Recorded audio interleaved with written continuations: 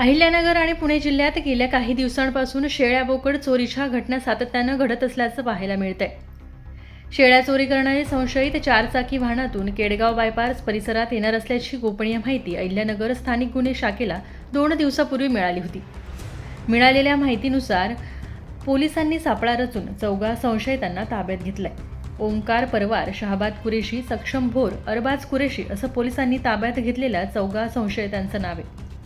पोलिसांनी त्याची कसून चौकशी केली असता त्यांच्याकडून चोरीच्या शेळ्या बोकडांसह एक चारचाकी असा एकूण 9 लाख रुपये किमतीचा मुद्देमाल हस्तगत केलाय. दरम्यान मुख्य संशयित असलेल्या शहाबाद कुरेशी यानं संगमनेर तालुक्यातील पळसखेड येथून शेळ्या चोरी केल्याची कबुली दिली आहे. तर त्यानं आपल्या साथीदारांसह अहिल्यानगर, श्रीगोंदा, संगमनेर, घारगाव, नगर तालुका आणि रांजणगाव MIDC परिसरात केलेले गुन्हे पोलीस तपासात निष्पन्न झालेत. यातील चोरी केलेल्या शेळ्या पुणे येथील काही मटण विक्रेत्यांना विकल्याचं देखील पोलीस तपासात समोर आलंय.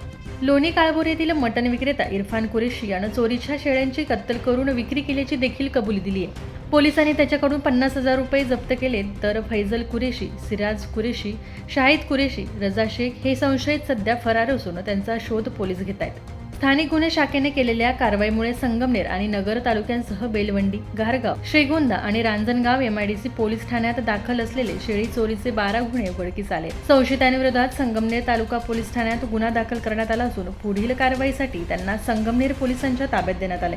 पुढील तपास संगमनेर तालुका पोलीस करत आहेत. सदरची कारवाई अहिल्यानगर जिल्हा पोलीस अधीक्षक मुमक्का सुदर्शन यांच्या मार्गदर्शनाखाली स्थानिक गुन्हे शाखेचे पोलीस निरीक्षक संतोष मुटकुळे, पोलीस उपनिरीक्षक अनंत सालगुडे, शाहिद शेख, फुरकान शेख, प्रशांत राठोड यांच्या पथकाने केली आहे. नवतेज महाराष्ट्र ब्युरो, अहिल्यानगर.